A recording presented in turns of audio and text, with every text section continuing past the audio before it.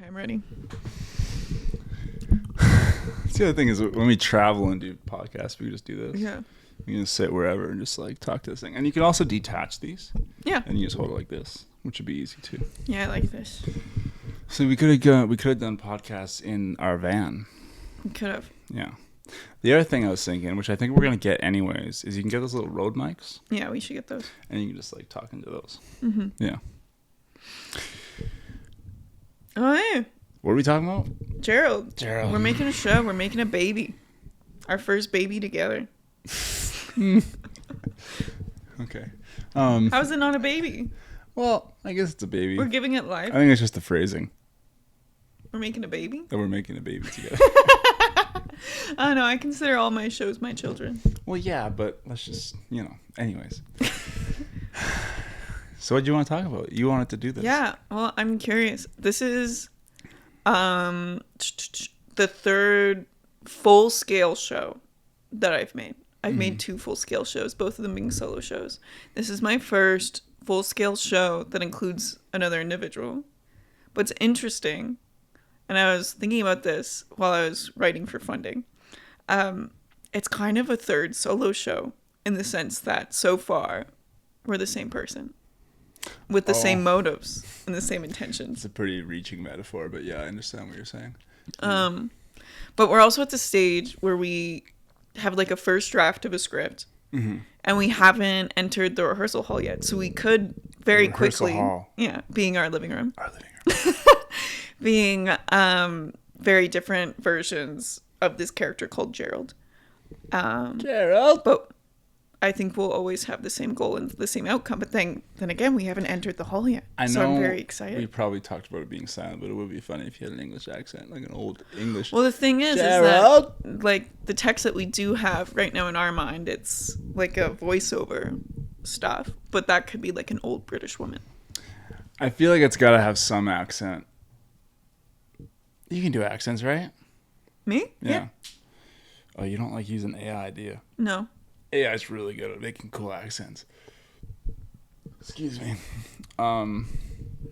Yeah. I think AI is okay for editing things like grammar. As soon as you like write a show for me or do this for me, anything artistic wise, I have a problem with it. Entire shows that were written by AI? Yeah, but that was at the AI's expense, if that makes sense. So when I was in Edinburgh, I was the guest star on a show called Lost in Translation. And how that show works is that they'll take a popular movie script, like a Harry Potter script or a Twilight script, and run it through probably like 10 to 15 different language translators, and then run it through 5 different AI things to make a so story. they like modify. So they a lot. modified them heavily through AI to make them really funny and just nonsensical to what the original plot was. So what made that show enjoyable is that everyone knows how the story is supposed to go, and then they're laughing at how AI has interpreted it over time.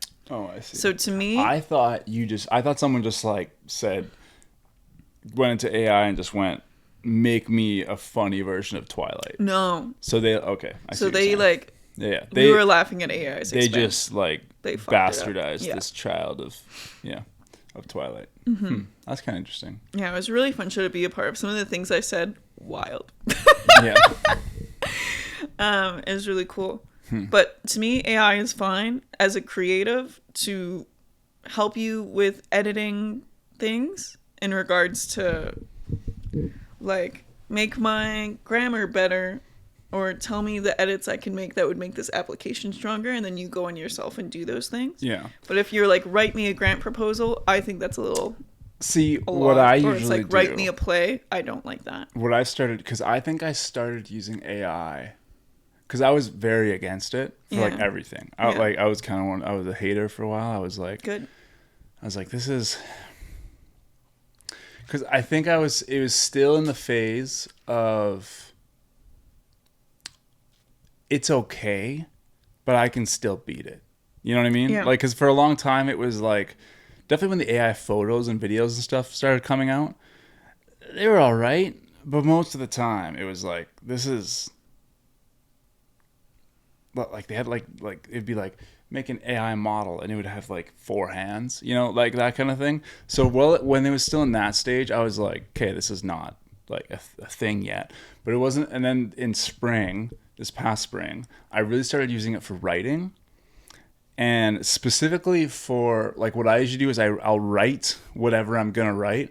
And then I throw it into ChatGPT and I go, improve the following, colon, and then I copy paste everything I wrote. And it just like, it's essentially Grammarly. Like it essentially just like takes, and a lot of times I'll do like, because I'll have what I originally wrote and then I'll have that and I'll like cross compare them and be like, which one's better? Because sometimes it spits out something that's like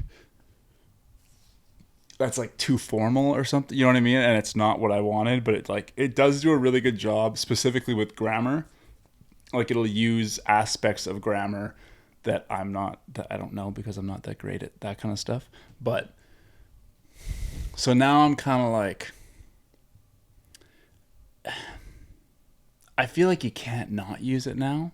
For like things like grammar. Yeah, because I feel like in like a year, it's like if you write something and it has bad grammar, people are gonna be like, what is this? Like it's not even an option to have bad grammar anymore. Would you say, because you just chuck it into AI and it does it for you? Would you say that using AI improves your grammar as a person? Like do you find like the next time you write something you're a better writer? No, absolutely not. Because I don't it's the opposite. So then it makes me worse. Kind of like dangerous? Yes. That's why everyone's scared of AI.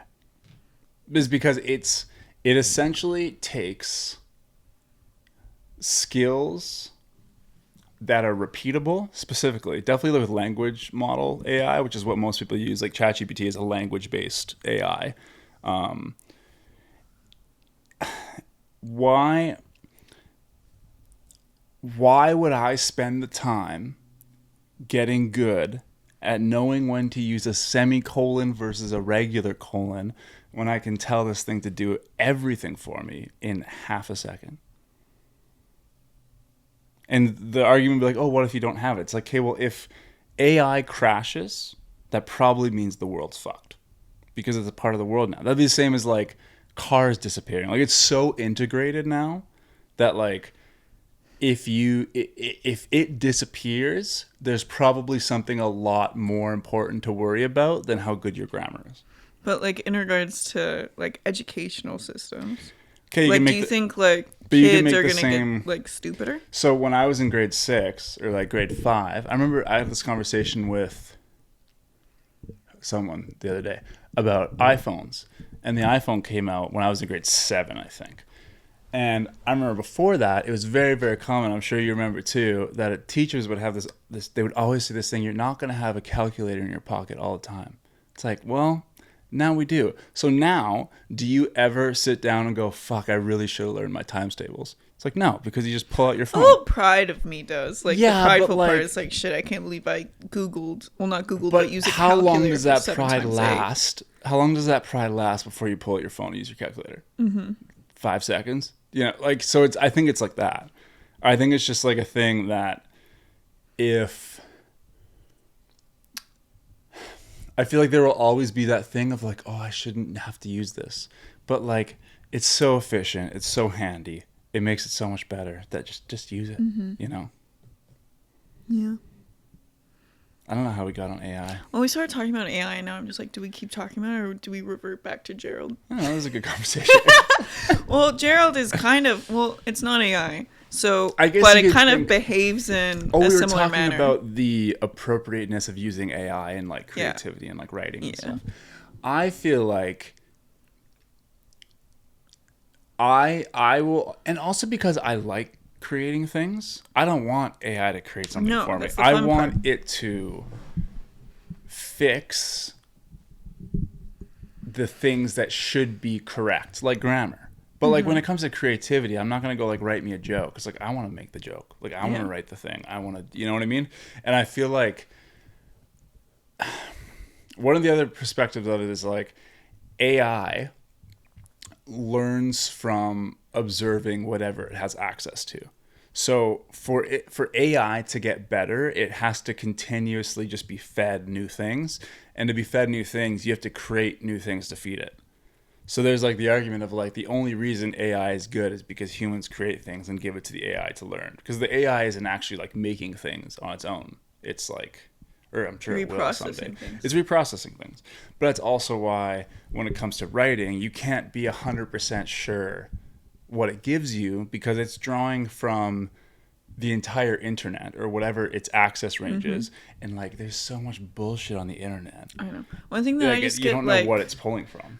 like upset about, and I don't know why. Well, I guess it's just pride because I spend a lot of time on my writing, especially grant applications and stuff like that, is that I won't say who, but someone who I've worked with in the past, when it first came out, they were a doctorate student at the university, and he was like, I don't write papers anymore because I don't have to. And that's how he finished university, was using AI to write all of his doctoral papers, and now he's a doctor, and I think that's fucked. What kind of doctor? I don't know.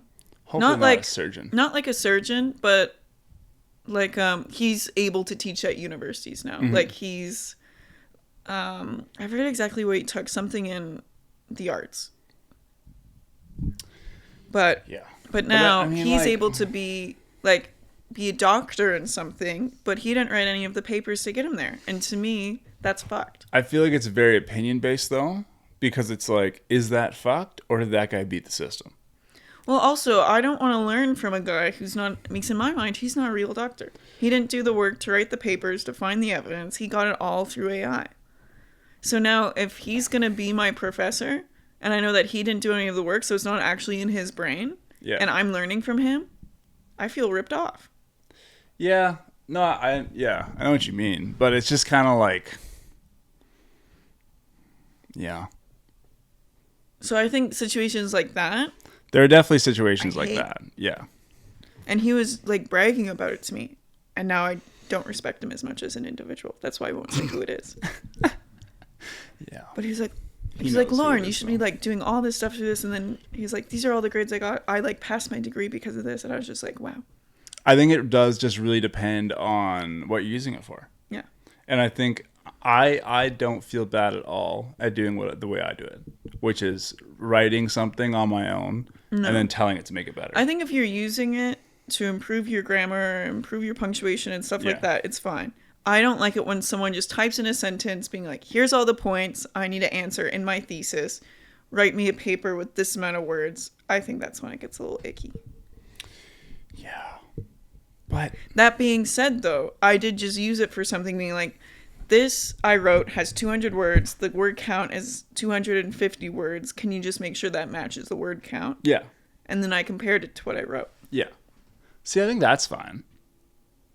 But again, it's like all opinion because some people are probably still just like, no AI at all. Yeah. You know? But I don't know. I don't know either. Anyways, we wrote a show. We wrote a show. We wrote it. We're still writing it. AI didn't write it. No. It's still in the creative process. And we've been trying to write a show for a long time now.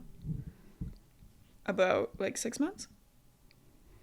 Yeah, but I feel like the first one we tried, which didn't end up working. I think we're going to make all these shows one day. I think the problem with the first one, because we had The the monkey first... lab? Or the grief there's one. that one too. There's that one too. I think the reason this one worked is because I feel like the first two we had in my mind anyways, I had an idea of how the show started and some fun parts of it, but it didn't have a concept for a storyline. The through line. Yeah, where this one had a storyline right from the beginning. Yeah. And it was just fill the storyline, and I think that made it a lot easier to make. Yeah, and I think we're also in agreement with the storyline for this one. Yeah. We both felt very clearly on what it was about, which I think always results in making something easier. Oh, my knee hurts. Why does your knee hurt? I just sat in a really weird position, Aw. and now it's actually kind of scary. Why? Well, remember when I fucked my knee up? Yeah. So there's this position that if I put my legs in, sometimes it fucks up my knee. And I just sat like that, and I didn't really realize it. And now my knee kind of hurts. Okay, well, stop sitting like that. Well, I did stop, but now I'm just making sure it's not. You have old man syndrome. Yeah.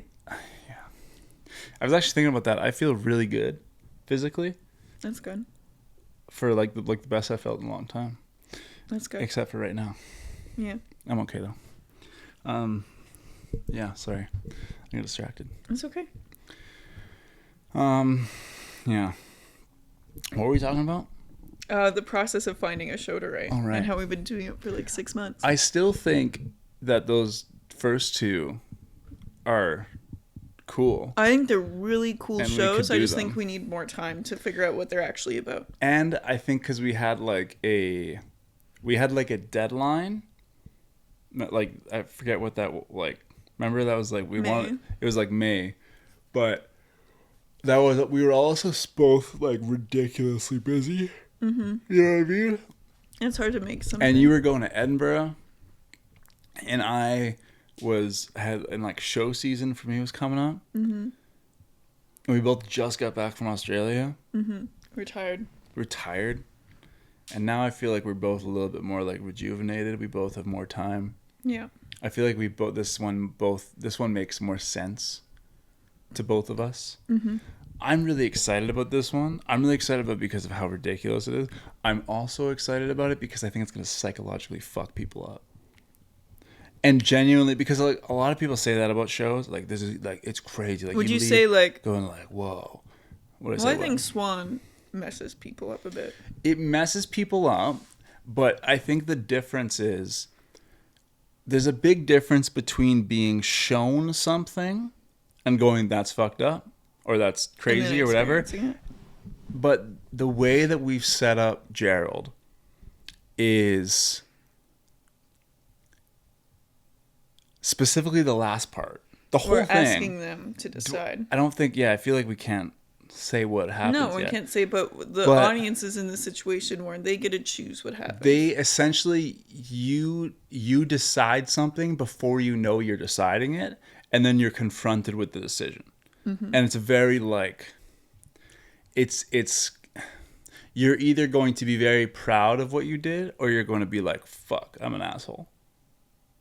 Especially because, And yeah. sorry, I just had a thought.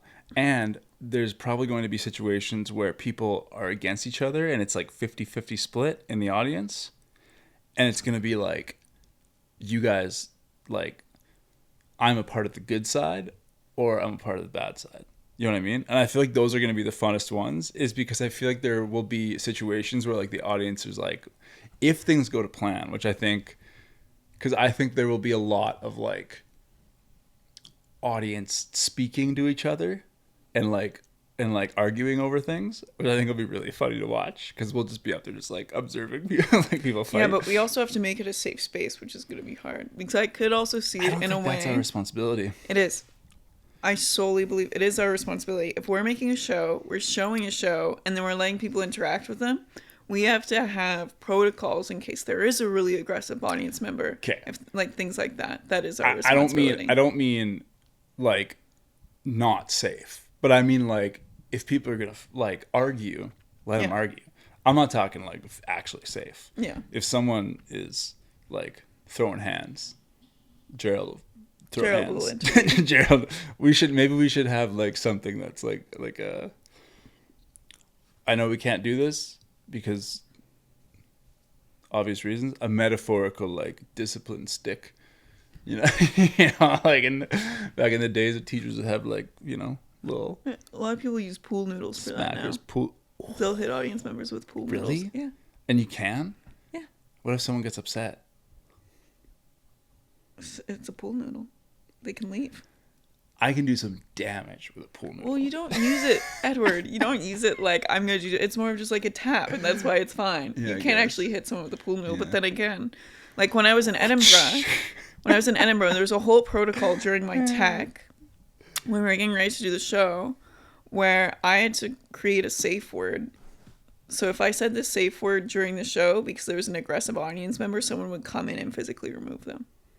Like there was protocols in place at that festival. You had like security. Yeah, which is Interesting. wild because all the other festivals I went to, no one cared about that. Yeah. But at this one venue, it was the only time where they said, we've had instances, and since this is like a very provocative show, you Yeah. need to provide a safe word, and then we'll remove someone if you say this word. Do you ever have to use it?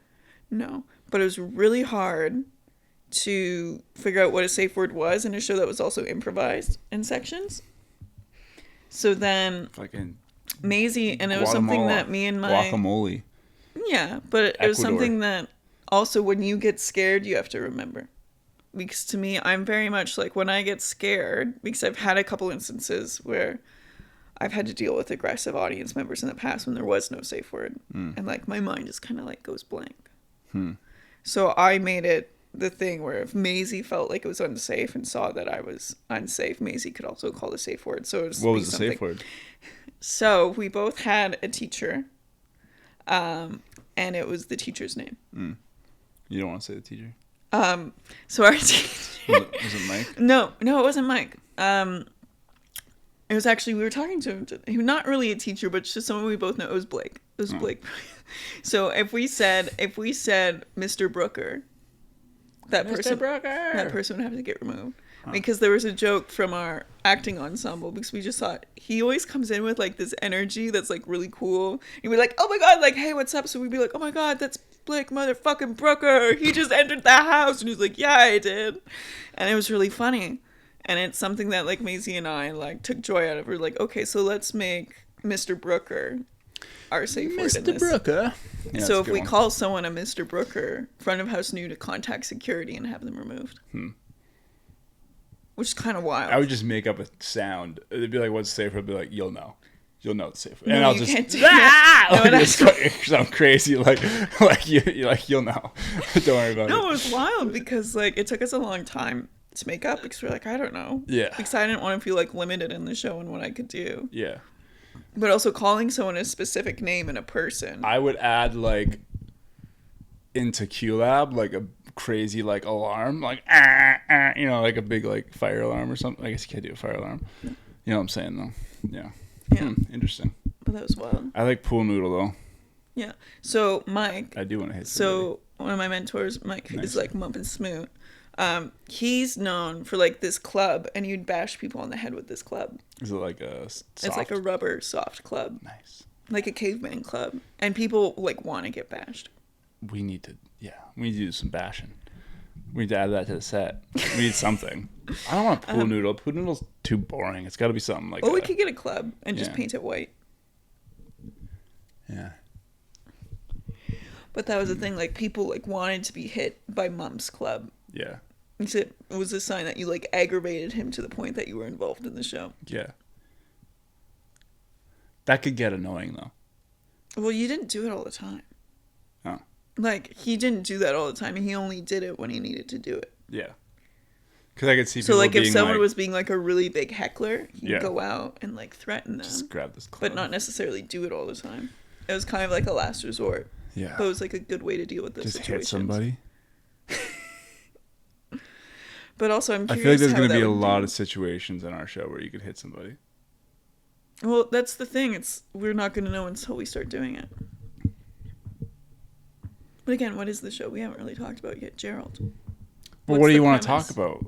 What is the point of this? Are we putting this out? Are we just like, is this for us? It's up to us. We could put it out. I don't see why not. But like, you're always talking about how you're worried about like putting out shows and scripts and stuff for people to. Well, we're not technically putting out a script right now. We're talking about our process Yeah. of like how we like make a show Okay, should we start actually talking and about just the kind of process? like archiving it. Okay, so the process was one day. You don't We were know. trying to make the other show, and we were deciding which show we wanted to pitch for Australia. And I was like, okay, we could try to do this show, but it doesn't seem like we're writing it very well. Like it's really, really hard to like finish it. And then I was like, I got this other idea. It's like kind of wild. And we get to just be like crazy hippie people. And the initial idea for that show is actually like a lot different than what it is now, which I guess happens with probably everything. Yeah. And then I think we both, probably more so me, because you were doing your show. I was in Edinburgh. I had like a month to just kind of like think about it and be like, yeah, this is like where it's going to go. So I had like a lot of like random ideas. And then when you came back and we talked about it, and I honestly think we probably, if you actually like combine all the hours that we've spent together on this, like maybe 6 hours of just like over the days of like us actually like talking and writing and everything. Like it's come together quite quickly. Well, I say that's not true. Just because I think a lot happens in the hours where you don't talk about it. And it's No, like I know, resting but and I you mean think like about I it. mean like if you think about the amount of time we tried to write ones. the other shows, like we probably spent a similar amount of time on Gerald, but we have a full show that we're ready to essentially like actually not ready to actually do, but we're ready to rehearse it and like actually like refine it down. Where like the other ones we were like we had maybe like 2 scenes and like and the ideas on this one just flowed way better. And I think if it goes how we want it to go, I think it will legitimately like fuck people up a little bit. Yeah. Good or bad. I feel like people are gonna will leave the show being like, I feel amazing or I feel like shit. And the fun part is that you decide whether and what that is. Yeah. The reviews for it are going to be crazy. Yeah, and I'm honestly like, I'm not worried is the wrong word, but like, because it's kind of weird to like end something being like that sucked. Bye. You know what I mean? Like, because even Swan has a bad ending, but then it has like a little joke at the end to like make it less bad. Whereas like this one as of right now, and I have thought about adding something of like, if it goes bad, I feel like we should throw something in at the end that makes it like at least semi-positive when you leave, you know? But I don't know. That's a creative choice. But not all shows are supposed to make you feel good. No, but like I think there is something to be said about like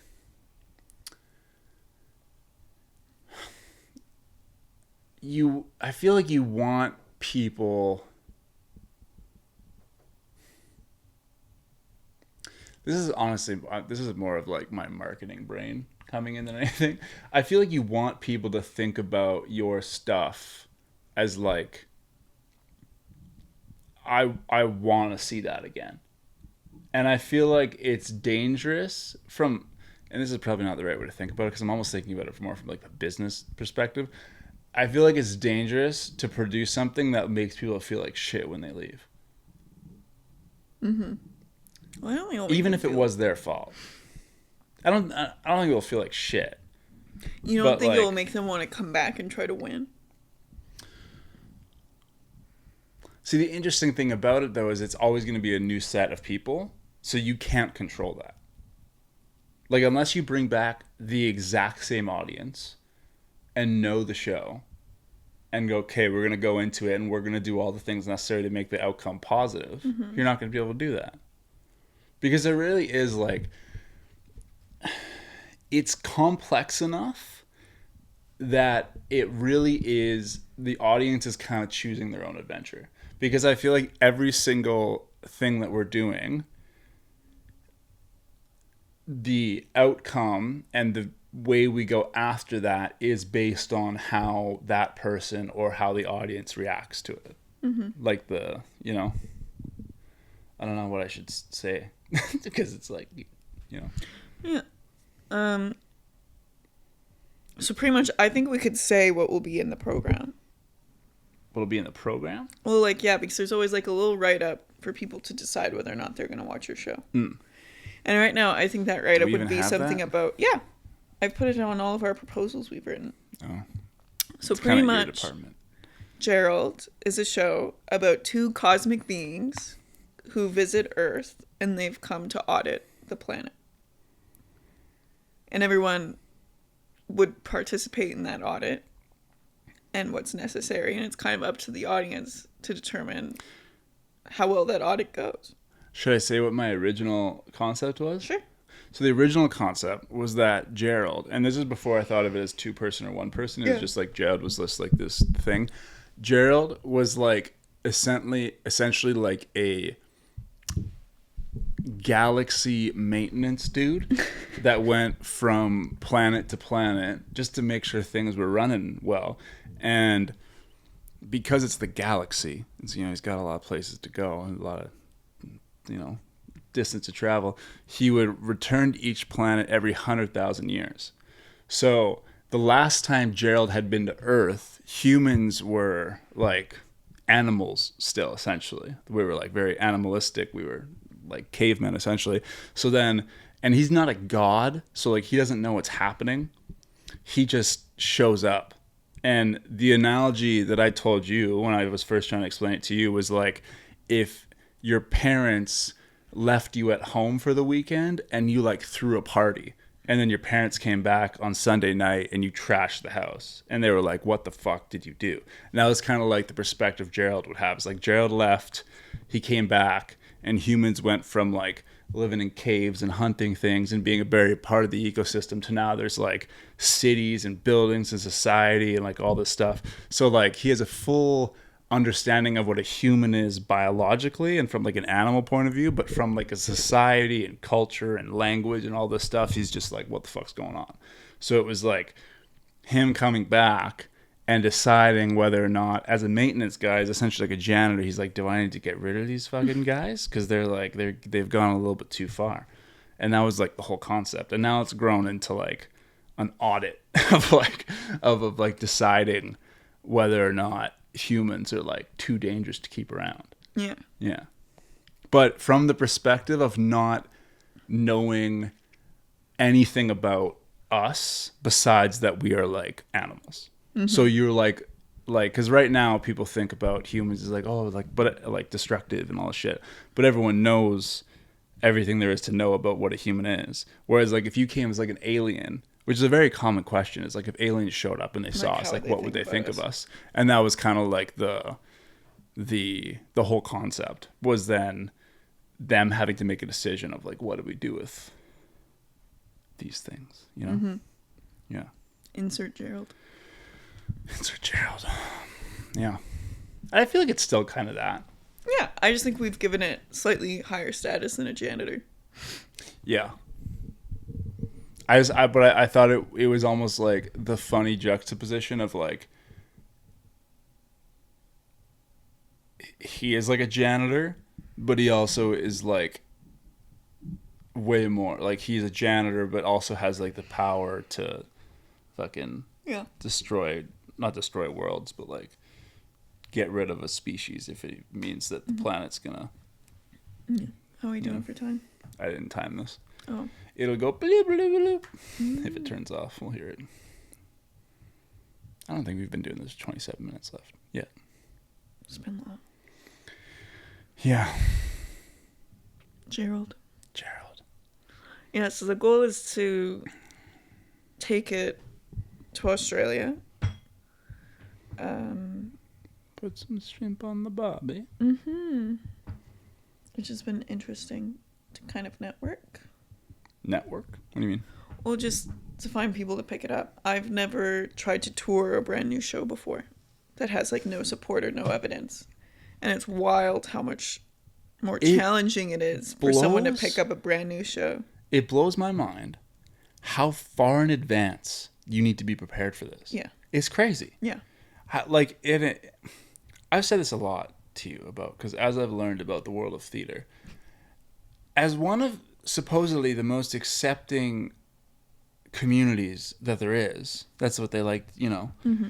It is so difficult to fucking get into it. Yeah. It's like, it's the and that systems said, that are in place make easier. It so hard to actually get into anything. Yeah. But that being said, it's easier for some reason to get in internationally as opposed to nationally. Which is wild to me. I feel like that has to do with like, because when you get into the international situation, it becomes a thing of it's not that it doesn't exist, but like kind of the clickiness goes away. Because it's not like, even if you have connections or acquaintances, or even if you're close with someone, like the odds that there is a group of 500 people that can fill a festival that all are like buddy, versus like in a city, it's like, yeah, people have, that's just the fucking way everything works, like if you're trying to develop something, you're going to ask the people that you know first. But in international, it really is dependent on people wanting to come, So the people who are organizing things, yes, they're obviously going to have like we know of a few people that like will get into things just because they've done it for so long and like they're good. But that's not going to fill a festival. So like you kind of have to take chances on just like random whoever, you know? And then it really is a contest of like who can write the best proposal, which just makes it almost more fair. Yeah. Yeah. Which makes me wonder how the hell that one show we got into the festival. You know which one I'm talking about.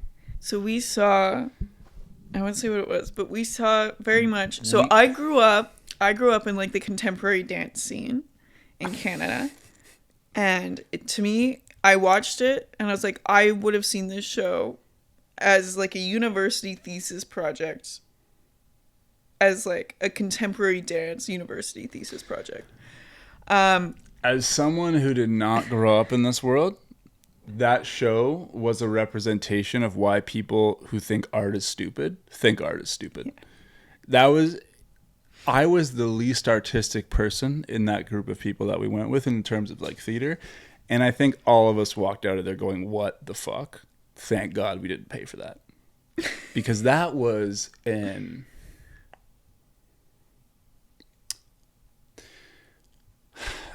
yeah. You can't really talk about it without saying what it is. The problem was the length. The length. Because the thing they did with like the words and like it wasn't gibberish. They essentially spoke nonsense. Like for at least 40 minutes. 40 or 45 And for the minutes. first like 3 minutes, I was like, this is like freestyle rapping. Like this is like very impressive. Like this would be very hard to do. After the 10th minute, it was like, shut the fuck up. Like it was so annoying. The reason why it's interesting because theater critics love shit like that. And that's why I got so many 5-star reviews because they're like, wow, how impressive is it that this woman spoke nonsense for 45 minutes? And when I say nonsense, I mean like, but it wasn't... So pretty much the bit was she was talking about doing nothing and how nothing... She verbalized overthinking for 40 minutes. Yeah. She was like, oh, well, like, what if this person thinks about this, like, this way about me, and then if they think about that way like me, then they probably think about this, and if they think about like that, then they probably think... And it was just that but it was specific. So it genuinely, like, from, like, a writing and being able to rehearse and memorize that, like, holy shit, like, bravo. Good honor. From the point of view of having to watch it, it was... like nails on a chalkboard after the 10th 15 minute, and then you just had to sit through it. And then but to be fair, we're talking about it. Yeah. And if that's the point of art, she did a very good job. She did a very good job. She made you Would I want to see it again? No. Fuck no. Would I advise anybody to see it? No. Only people I don't like. I'd be like, you should go pay money to see this. But yeah. Yeah, we're talking about it. I almost left. If it was just you and me, I'd be like, we're going. But because we were there with like... I think a couple people did leave. One dude left. I remember one guy definitely left. But also, that being said, there's probably only 10 people in there. There wasn't that many people in there. No. There's 10 people in there. Yeah. Yeah. Yeah, I didn't like that. And seeing that kind of stuff is what makes me think, hey, maybe I can do this. Because I'm like if that's the standard, I think I can figure this out, you know? Yeah. Yeah. Yeah. Yeah. Gerald. We'll see how Gerald gets received. Yeah. I think it'll be good. Oh, yeah. You should only make things that you're excited about and you think you're going to be fun. I think it'll be really fun. I think it'll be really fun to do. I'm also... Well, I don't know if I guess we can say that it's like a silent show. Well, right now, like, the thing in our rehearsal process that we're trying to figure out is what language it's in. Because we kind of want a challenge for it to be a silent show. We're also fans of gibberish. That was one thing that I don't know why I never really thought of it. But, like, that was one thing I never... Before meeting you and seeing, like, Exit and stuff, I was like, you can't do gibberish for an hour. No one's going to fucking watch that. but I was wrong. Yeah, it's great. I was like, and you now just have to do it well. And now I'm kind of like, I almost like that more because I feel like one of the things that I feel like I'm gonna really like do is I'm like making people feel weird, like awkward. I'm really excited to like when people do something stupid to be like, give them weird faces and like tell them to in a visual sense that like they're dumb. But it's nice because when you're not actually verbally, That's so mean. but when you're not actually verbally calling them dumb, it's more funny. You know what I mean? You have to be careful with that. But not... You can't this is just like also a lesson in audience participation, and we're going to discover this at a lot, and you're going to learn a lot. As someone who's done like over 150 like shows that involve audience participation, there is a fine line.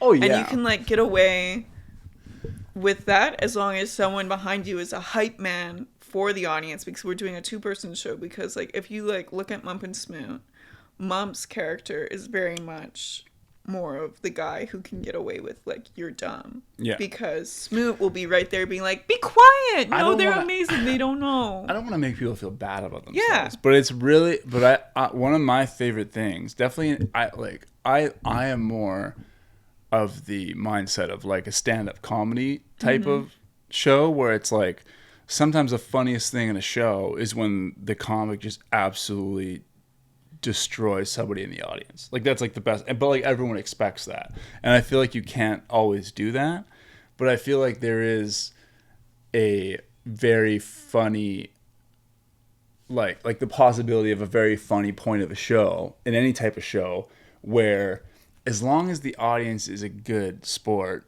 with it and like they know kind of to play along with it, which I feel like most of the time they would be, is like it's quite easy to make it obvious that like I'm calling you dumb, but I'm calling you dumb within the context of the show.